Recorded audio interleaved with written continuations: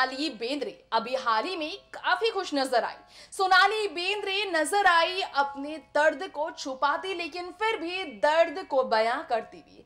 उस दर्द से तरसती सोनाली बेंद्रे ने अपने हर दर्द को बयां किया, जिक्र किया उस खौफनाक सच्चाई को। सोनाली बेंद्रे ने जो उनके एक भयानक सपने से कम नहीं था। जी हाँ, बीता वो पल अब याद नहीं किया जाता, बीते पल को भूलकर आगे बढ़ना ही सुखमयी जिंदगी का एक नया इशारा है, कहा जाता है। लेकिन सोनाली की जिंदगी का वो सच जिससे कोई अनजान नहीं, गंभीर बीमारी हाई ग्रेड कैंसर से ग्रसित सोनाली जब बीते साल न्यूयॉर्क में अपना इलाज करा रही थी तो उनके पति कैसे उनकी मनमानी एक नहीं चलने दिए। जी हाँ, बेटे भी चल गए उनसे दूर अपनी पढ़ाई के लिए, लेकिन साथ अपनी मां का ख्याल रखने के लिए, उन्हें बारंबार अपनी सेहत पर ध्यान रखने के लिए बेटे की चली मनमानी और बेटे के साथ साथ पति गोल्डी बहल की चली मनमानी, इन सब पर बात करती हुई सोनाली हाल ही में एक खास शो में नजर आई जहां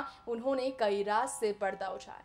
कैसे जिंदगी की जंग में गंभीर बीमारी से लड़ रही थी सोनाली बेंद्रे, कितना मुश्किल था उनके लिए सोसाइटी को फेस करना और कैसे बाल ढोने के बावजूद खुद को खूबसूरत बनाने में अपने खूबसूरत सोच से आगे निकल आई Sonali Bendre.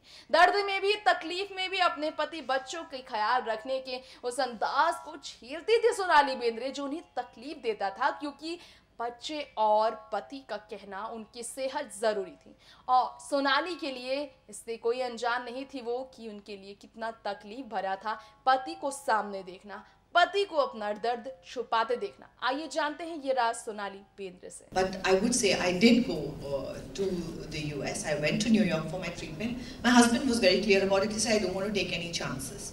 And the reason I think I was literally fighting with him. I'm like, my child is young, the home is here, and we're just picking up. And it was literally in 2 days after the diagnosis that we had packed our bags and we had left. And I didn't know when I was coming back, what was happening, where I was going for. It was just the two of us. We had not really had time to discuss it with too many people, and we had just taken off. He had got the appointments and we had just taken off. So I kept fighting with him, saying that, how can you just stop everything?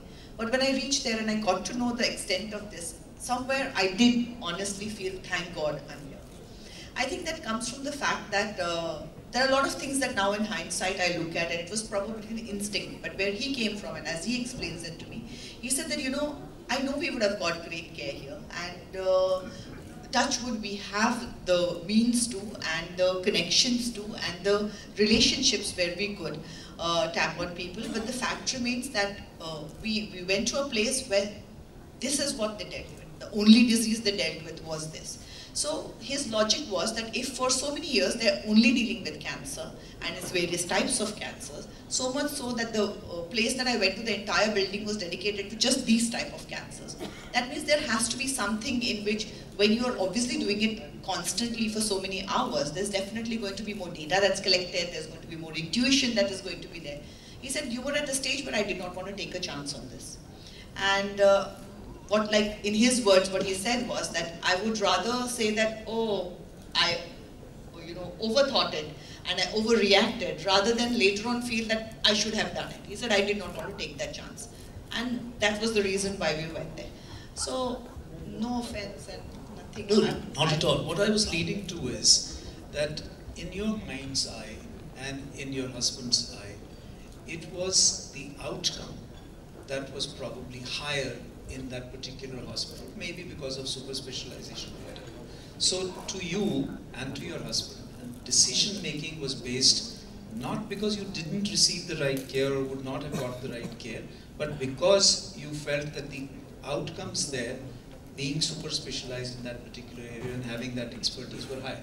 So to you, I would say that if outcome I was at is an earlier, important. yes, absolutely. I would say that if I was at an earlier stage, I would have definitely not gone, because I knew we could be dealing with it. But when you were at a stage where it was like, we don't know where this is going to go next, then you didn't want to take a chance on the outcome. So if you were to give a message to the public, how important do you think is the determinant of quality and outcome, ultimately to what you decide to do with the treatment that you're going to receive? One part is, of course, cost, which you just yourself mentioned that you were in a position to be able to afford the cost. But my point is, other than the cost, is the assurance of getting a better outcome a determinant? Absolutely it is, because you know, people put in their life savings to get that outcome. So, you know, anybody who can is going to try and do that. Education and health are two areas where you're really not looking at profits. You're going to put in spite of, even if you have less to eat, you're going to put in, and that education for your children and healthcare for your family is something that you are going to put in your money on.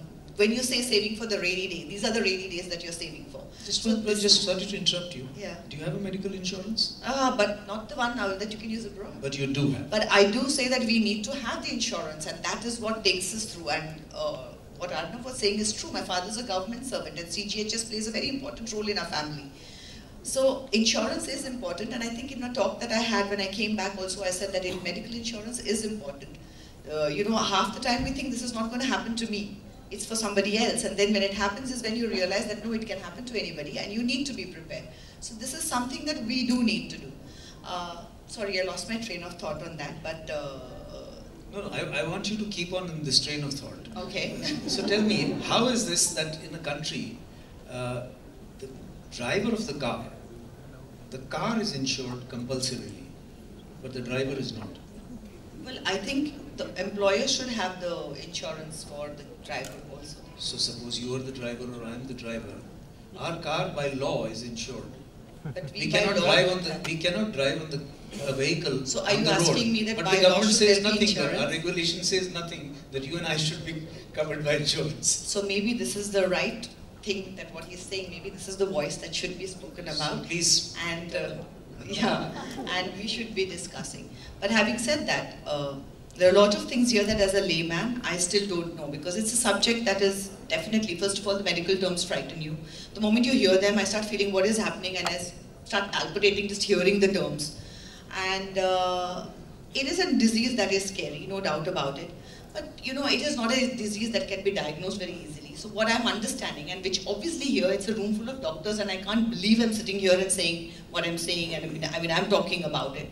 But I don't know the medical terms of it, and I don't know how you will arrive at the thing. But because I went through it, my journey has been that eventually what I have understood, and to put it down in layman terms, is that early detection is what is the most important thing when this disease is concerned.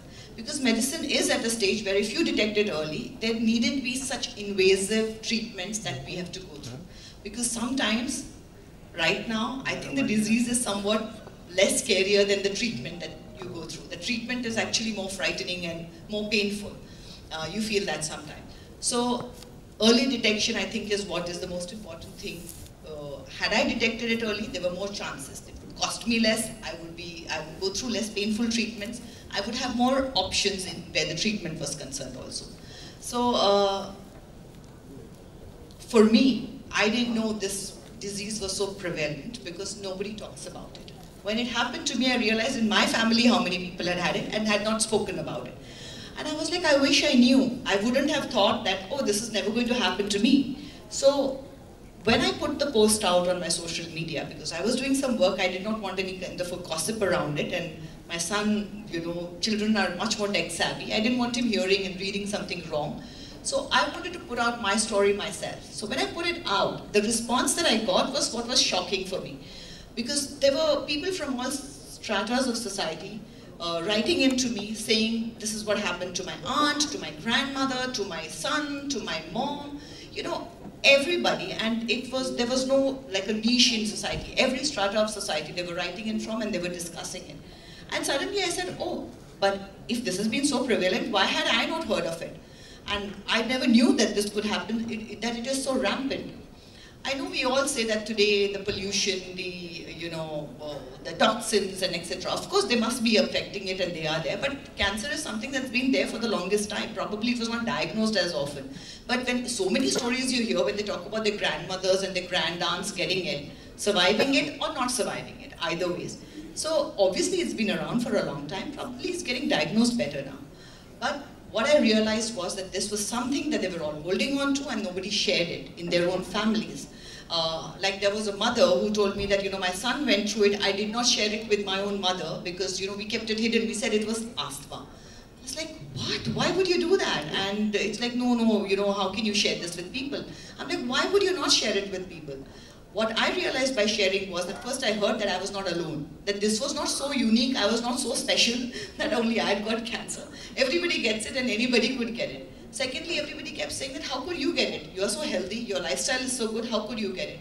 And I kept asking myself that question, that why have I got it? And then I realized it's genes, you know, it's not something that, definitely if you have the genetic predisposition to it or whatever, your toxins and the environment and the way you lead your life will definitely affect, that will affect for any other illness also. Leading a healthy life is a basic, you know, basic thing for any sort of disease, not just for cancer. So other than that, I realized that I was not alone, that there were a lot of people out there who were not talking about it. So the next post was to thank people for sharing their stories because it made me feel less alone. It made me feel like part of a community. And then the stories, what I started putting out was more of saying, thank you for sharing, and the fact that, you know what, why are we not talking about it? Because what I found when I shared it was that I got a lot of love. I got so much of love that I didn't know I had so much of love. I didn't know so many people cared about me. So that was one thing that I realized, and I thought that was a great thing to realize. Even if I died, at least I would have died knowing that I was loved so much. So it was a great way to go there. Thankfully I haven't, but yes. Having said that, when you talk about something, also you're discussing various options, various things. You come to know different things that can be done, can't be done. Have you tried it? So as like anything else, it's a community and you need to discuss things. And what I realized when I came back was that we need to make it an open thing. It's not something that you should be hiding and that you should be, you know, keeping it within the family, because the mental state is going to go down the hill because you're living in that pain and the trouble, and your caregivers are also hiding it. Nobody has a place where they can vent and share, and you know, that takes a toll on your mental health, and then that's taking the toll on how you recover from it. So it's a vicious circle. So the thing that I can do in my capacity when I was called here also was that. तो ये था हमारा आज का खास programme Sonali Bendre को लेकर। देखा आपने, जाना आपने सोनाली बेंद्रे से जुड़ा वो राज जो अक्सर ही लोगों से छुपा रहता है। आज हमने सोनाली बेंद्रे के बारे में बात की। लौटेंगे इसी तरह आपके बीच हम जल्द से जल्द सोनाली से जुड़े कुछ बेहद दिलचस्प खबरों को आपके बीच लेकर, ऐसी ही तमाम अपडेट्स के साथ। आप बने रहे तब तक के लिए नेक्स्ट 9 न्यूज के साथ और देखते रहे हर बड़ी खबर। नमस्कार।